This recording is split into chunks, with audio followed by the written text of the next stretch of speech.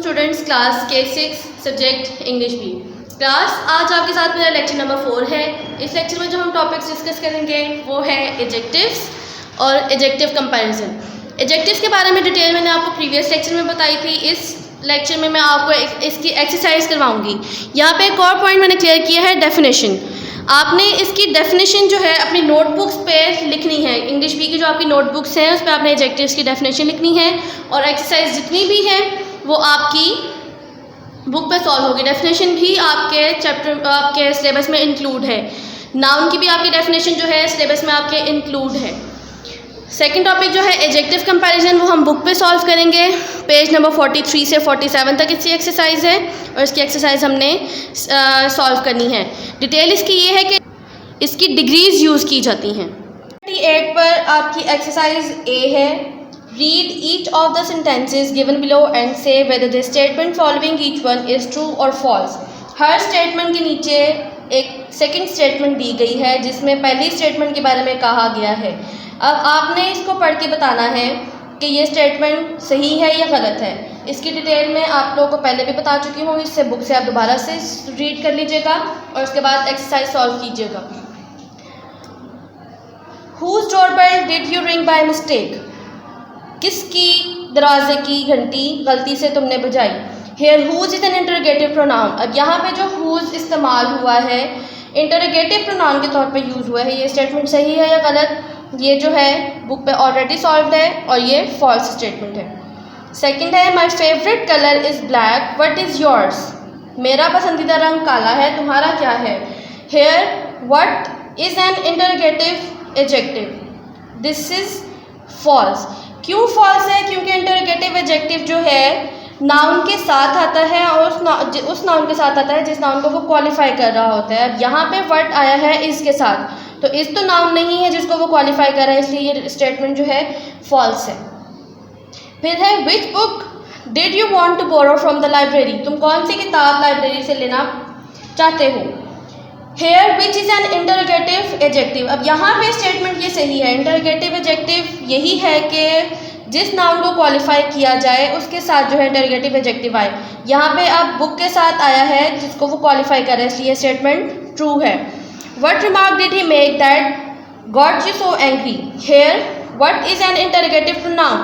Interrogative pronoun है के तौर पे यहाँ पे what इस्तेमाल हुआ है नहीं, ये false statement है। बाकी भी देख लें, ये इसी तरह से सॉल्व हुई भी। आप लोग भी अपनी अपनी बुक्स पे जो है इसके आंसर्स मार्क कर लें, इसके स्टेटमेंट्स को पढ़ें और समझें।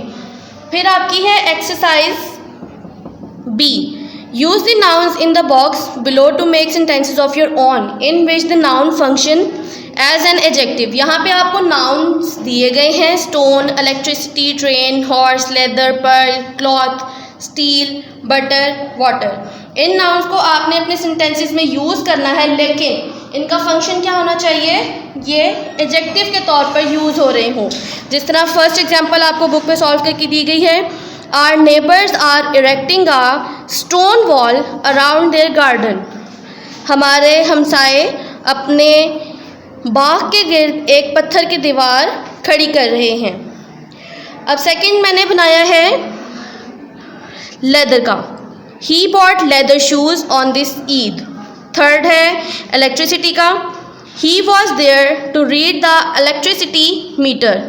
फिर है वाटर का, काम water does not move very much. अब बाकी वर्ड्स को आपने अपने सेंटेंसेस में यूज़ करना है और अपनी बुक्स पर लिखना है।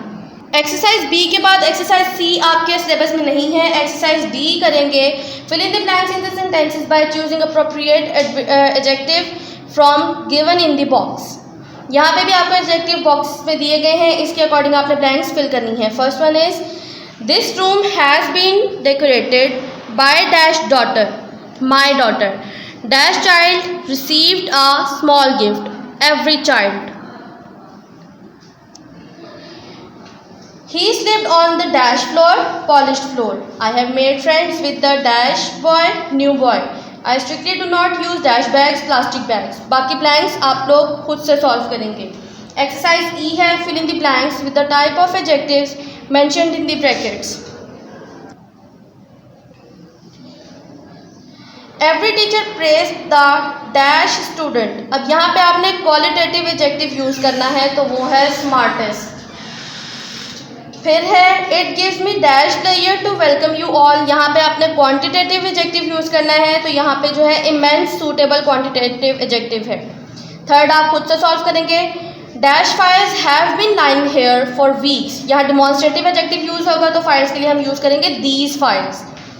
Dash story was the best in the competition. यहाँ पे इंटरगेटिव एडजेक्टिव यूज़ होगा, तो यहाँ पे हम यूज़ करेंगे स्टोरी के लिए विच स्टोरी के, कौन सी कहानी जो है कंपटीशन में बेस्ट थी। Number 8 throw away these dash bananas.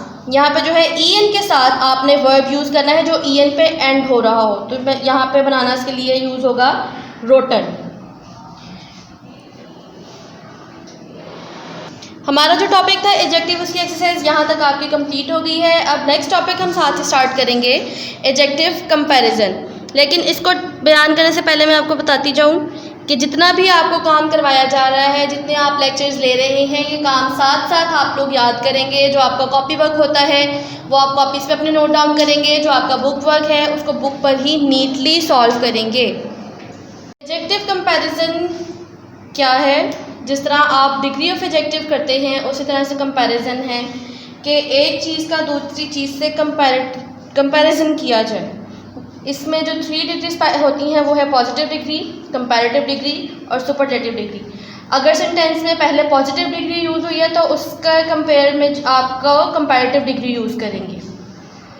जिस तरह अगर पॉजिटिव टॉल है तो उसकी कंपैरेटिव डिग्री होगी टॉलर। लेकिन अगर सेंटेंस में कंपैरेटिव यूज़ की गई है तो फिर आप उसके लिए सुपरलेटिव यूज़ करेंगे। तो टॉलर के लिए फिर आप यूज़ करेंगे टॉलेस्ट, उसके मुकाबले में आप टॉलेस्ट यूज़ करेंगे। इसी तरह से आप ये एग्जाम्पल एक्सरसाइज देखें। Danish is better than Anam in math but Iraj is the dash of all 3। अब पॉजिटिव डिग्री क्या थी? गुड। यहाँ पे यूज़ हुई कंपैरेटिव डिग्री बेटर, तो ऑब्वियसली यहाँ पे ब्लैंक में आपके पास सुपरलेटिव डिग्री आएगी, दैट इज़ बेस्ट। सेकंड भी आप इसी तरह देखें। Of the 30 children in the class में 30 बच्चों में Amjad is the dash. Tall जो है पॉजिटिव डिग्री, हर ब्लैंक के आपको आगे पॉजिटिव डिग्री दी गई है। अगर सेंटेंस में positive degree as it is use हुई है तो आप कंपैरेटिव डिग्री यूज़ करेंगे। अगर उस पॉजिटिव डिग्री की कंपैरेटिव डिग्री यूज़ हुई है तो आप सुपरलेटिव डिग्री यूज़ करेंगे। लेकिन कंपैरिजन जो है high level to low level भी होता है और low level to high level भी होता है, और सेम लेवल पे भी कंपैरिजन किया जाता है, तो उसके अकॉर्डिंग आप डिग्रीज जो है यूज़ करेंगे। तो यहाँ पे अब 30 चिल्ड्रन की बात हो रही है कि क्लास में, अब ऐसा तो नहीं है कि सारे ही या तो बहुत लंबे होंगे या सारे ही बहुत छोटे होंगे, लेकिन अगर एक को स्पेसिफाई किया गया है तो इसका मतलब है उसका मुकाबल कोई नहीं है, तो यहाँ पे सुपरलेटिव डिग्री यूज़ होगी and that is tallest. Third है Mahiraj garden is dash than mine. अब यहाँ पे सिर्फ 2 गार्डन्स का कंपैरिजन किया जा रहा है, तो यहाँ पे कंपैरेटिव डिग्री ही यूज़ होगी, पॉजिटिव नहीं होगी, और कंपैरेटिव डिग्री लार्ज की होगी, लार्जर। एवरी गर्ल वोर अ कलर्ड ड्रेस। हर लड़की ने कलर्ड ड्रेस पहना हुआ था, बट हर dress was the dash than that of the others. अब पॉजिटिव डिग्री कलरफुल है, इसके हम यहाँ पे कौन सी यूज़ कर रहे हैं? कंपैरेटिव डिग्री यूज़ करें कि हर लड़की ने कलर्ड ड्रेस पहना हुआ था, लेकिन उसका जो था मोर कलरफुल, मतलब उस बाकियों से थोड़ा ज़्यादा कलरफुल था। बाकी एक्सरसाइज आप ये खुद से सॉल्व करेंगे। देखें यहाँ पे भी आपको यही बात बताई गई जो मैंने आपको पहले बताई। When we compare the quality और क्वांटिटी ऑफ 2 और मोर थिंग्स और person with the help of an adjective, the comparison is of one of the following 5 types. Comparison की जो है 5 टाइप्स होती हैं at a higher level. Higher level पे क्या होती है? Sadia is taller than Sam.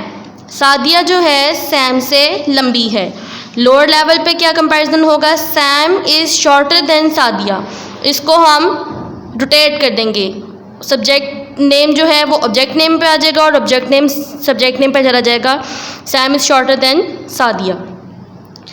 Eight the same level जो इक्वालिटी पे कंपैरिजन किया जाएगा वो है Atika is as tall as Maria. Atika Maria जैसी ही लंबी है, मतलब ना उससे ज़्यादा लंबी है ना उससे छोटी है, तो यहाँ पे एज टॉल एज आएगा। पॉजिटिव डिग्री के स्टार्ट में और एंड पे जो है हम एज लगा देते हैं।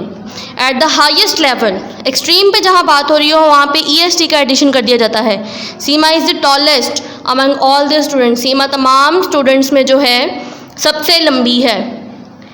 फिर है एट द लोएस्ट लेवल, सबसे बिलो लेवल पे कंपैरिजन जो किया जाता है, Parveen is the shortest among the students, Parveen जो है तमाम स्टूडेंट्स में सबसे छोटे कद की है।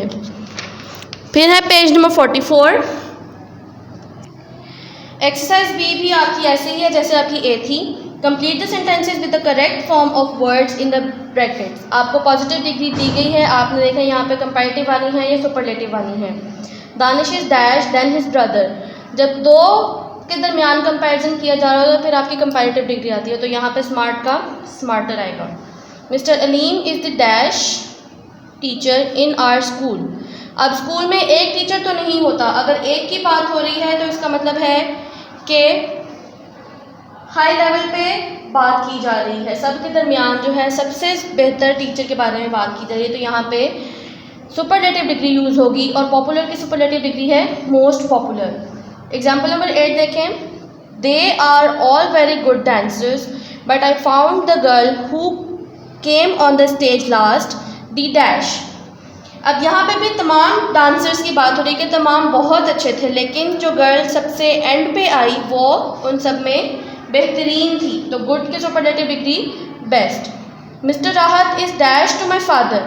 अब यहाँ पे पॉजिटिव डिग्री ही यूज़ होगी सीनियर, इसकी कंपैरेटिव या सुपरलेटिव डिग्री यूज़ नहीं होगी। The dash you go the dash path becomes, far की जो है कंपैरेटिव डिग्री यूज़ होगी। The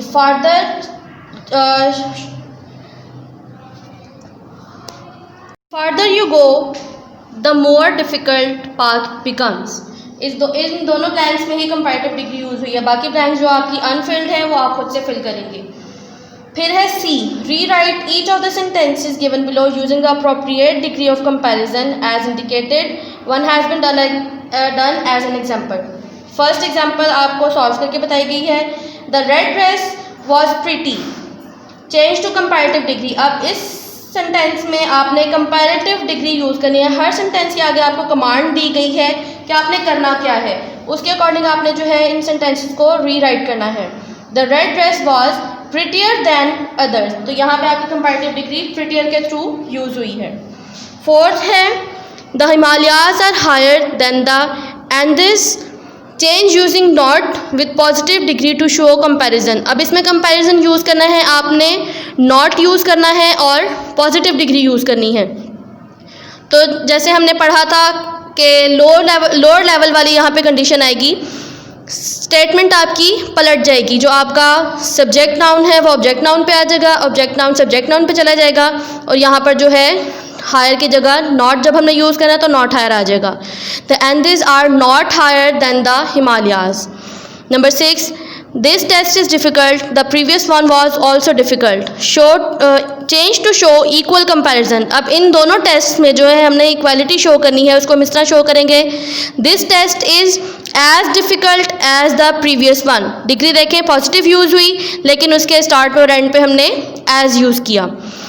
she is not as friendly as I had thought, change to the comparative degree using less.